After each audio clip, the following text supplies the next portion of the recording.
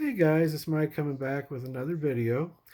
This one's to talk about a recent piece I got in the collection that kind of tells a little story about Hank. At least it's kind of puts everything together.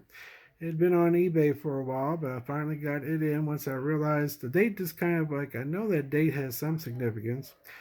And I finally figured it out and got the piece in, and I'll show you what that is. This is more like a background picture here. Related to World War II. This was a premium, rather large, 16 by 24, I guess, by the United States War Bond Department. It gave out this poster as a premium for a contribution to the April 1943 U.S. war bond effort.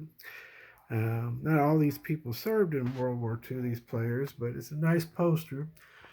There's Hank and Jimmy Fox, Bob Feller, DiMaggio, even got Gehrig on here, Gehringer, Bill Dickey.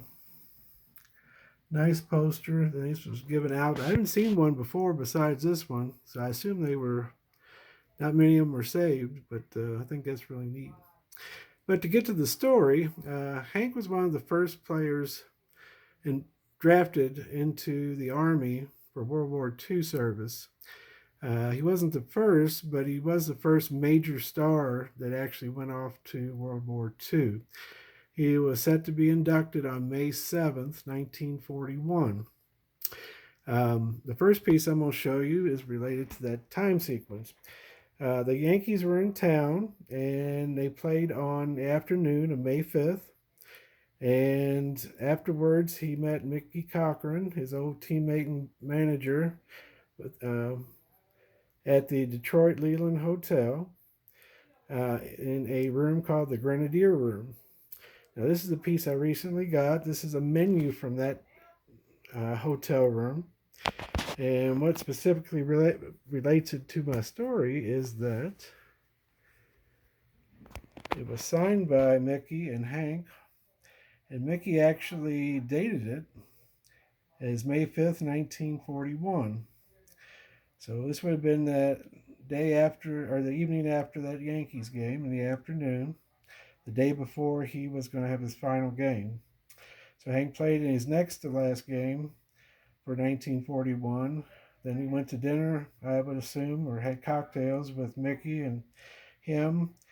And they both signed this for a fan, I would assume. Beautiful signatures by both. I got a postcard for the Detroit Leland Hotel to show you. That's the hotel they were at. And this one actually shows the Grenadier dining room. So Mickey and Hank would have been sitting on the evening of May 5th in one of these tables, sharing dinner or a cocktail, or maybe both. Now, the next day, Hank was due to play his last game on May 6th. And again, it was against the Yankees. And he had 2 home runs in that game. He was sitting at 249. Now, he thought at this point he'd be doing service and be back for 1942. He later that evening, the Tigers threw a party for him, a going away party, so to speak. And well, I should also mention that there's a video that showed him hanging up his uniform, presenting it to the manager at the time for the Tigers. And if I can post that in this video, if I figure out how, I'll show it to you. But later on that evening, after he'd turned in his jersey and said goodbye to Detroit, they had a party for him at a hotel, and most of the Yankees were still in town, so they came and attended the party, and they presented him with a gold watch, as said at this party. And here's an original Type 1 photo of Hank with Joe DiMaggio at that party as a goodbye party for Hank. And you can see it's a farewell given on eve of his induction into the Army as a draftee. It mentions that DiMaggio at the time did not have to be drafted because he was exempt being married. And it's from May 6th. So they had a goodbye party, and this picture, I've had it for a little while, and that ties in with the next day. And the next day he reported to Fort Custer, I believe, in Michigan. And this picture is actually the first time he put on uniform, and one of his first salutes, which he actually mentions on the back that should get better with time as he gets more experience doing so. But this photo is dated May 7th, 1941. So just a real neat little grouping here. He played the afternoon game May 5th, had dinner with Mickey Cochran.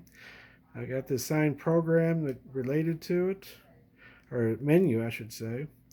And then the next day he played, hit 2 home runs in his final game, attended a party with the other Yankees and Detroit players, and DiMaggio here visiting him before he left. And the next day on May 7th, he reported for his induction. And here he is on May 7th saluting for the first time in uniform.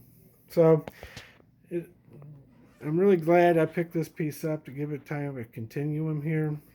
Love neat stuff like this. I love the history of the game, the history of the players, especially Hank. It's just really, all he did in baseball and in serving his country. He thought he'd be out by the for 1942 season. He was actually discharged like a day or two before Pearl Harbor.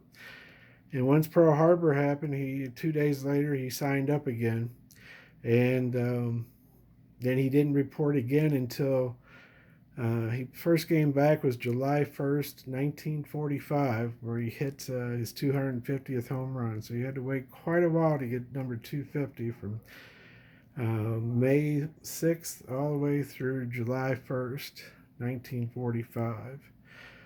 Well over 4 years. So thanks for watching. I just thought that was a neat little piece of history, and it's nice to tie these things all together.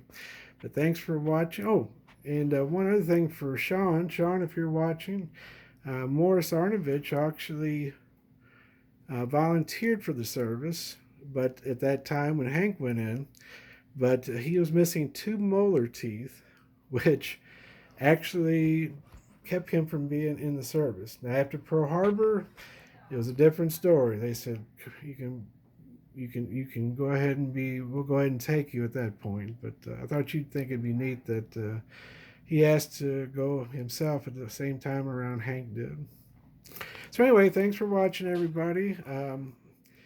Let me know what you think about these type of videos. I love the history of the game and the players, and it's really fun stuff here.